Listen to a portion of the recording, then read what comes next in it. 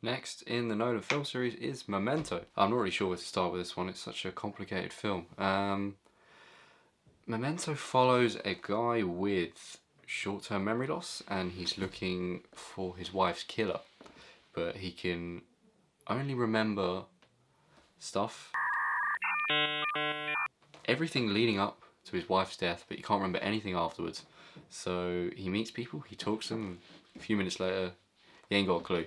The condition he has is confusing enough, and they sort of translate that into the filmmaking style because the whole thing is just in a jumbled up order. It's one of them, you start at the end and then the film almost runs backwards. They play a scene, you're not really sure how it starts, and then you find out the scene before. It kind of reminds me of like a dream where you can never remember the start of a dream, you just remember the end. That's kind of the style with this movie, which I liked.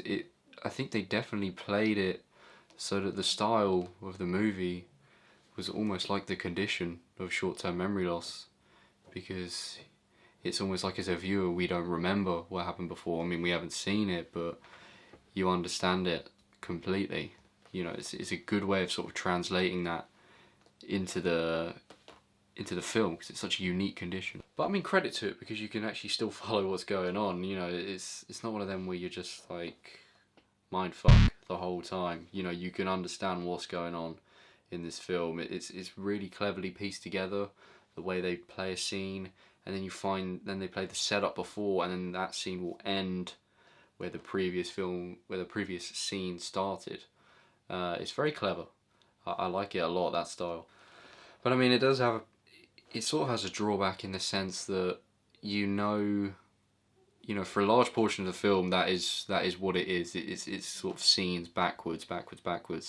So it kind of, once you realise that's the method that's happening, I feel like it sort of takes away a bit of the effectiveness of it, because the next scene is going to be the setup to that scene. And obviously this is a film that's following this character Leonard, played really, really well by Guy Pearce. Is following him as he's trying to piece things together, and because the film's going backwards, it almost feels like it's not making progress. Yes, it's revealing, secrets or telling us why a thing is that way in the next scene, but I don't know, I think it kind of lost its magic, its touch a little bit, because the film doesn't really feel like it's progressing you forward in the plot. You just feel like you're revisiting things.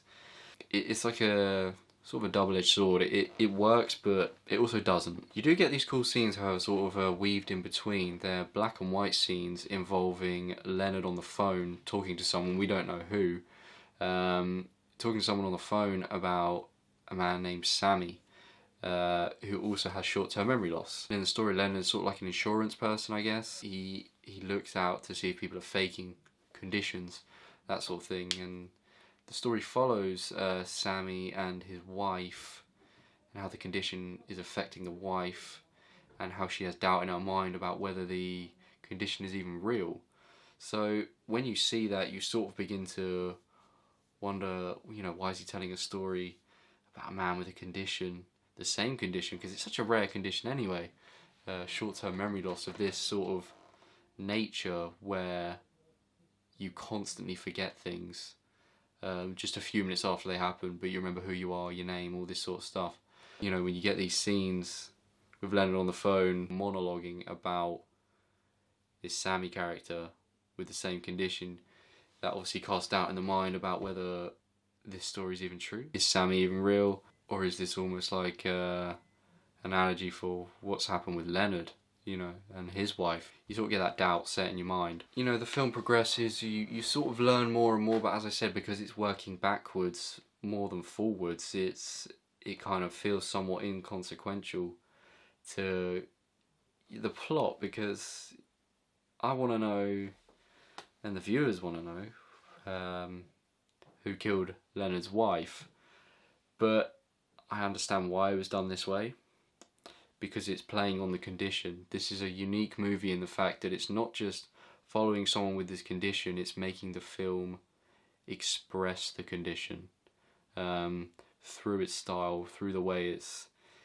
edited and played back. So in terms of the ending, I had to sit with it for a few days, because initially I wasn't too keen on it. I thought it almost felt pointless.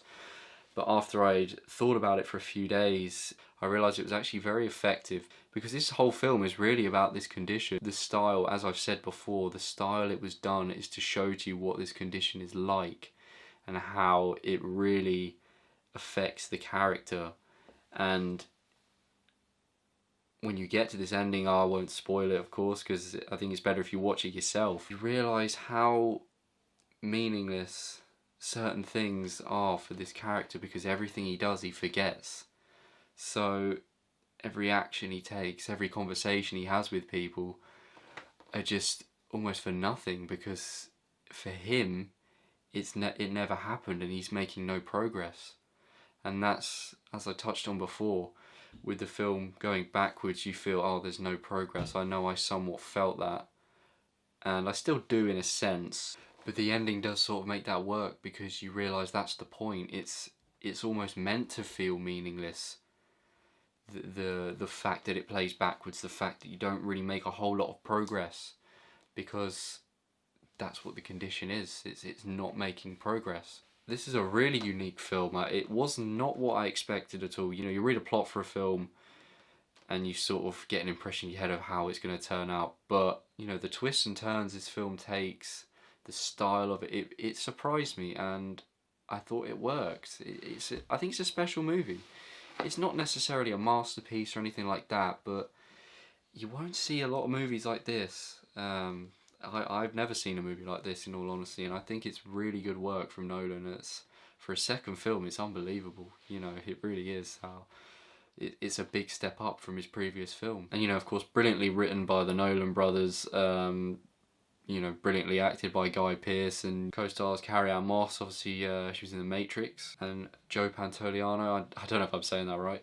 I recognise him. I don't know what else I've seen him in. I need to look that up. But, you know, everyone in the film was great. So yeah, overall, this movie, I'd give it an 8.5. I think it's a slight improvement on Following. It's a very different type of movie. You know, it's longer. This is like a more of a feature film. It's not like a low budget type thing. This is bigger. This is broader. This is more daring. Even though I didn't quite enjoy certain elements of it, I did kind of feel it dragged a little bit. I think they could have taken 10-15 minutes out of the film. It does get a bit predictable at times in terms of the style of the movie. You kind of see where it's headed. It's a good second film from Nolan though, for sure. I thoroughly enjoyed it, to be honest, and if it came up on late night TV, I'd watch it again. Next up is Insomnia. So we've seen a film about a guy who can't remember shit. Now we got a film about a guy who can't sleep, so keeping with the theme here. I'll see you guys in the next one.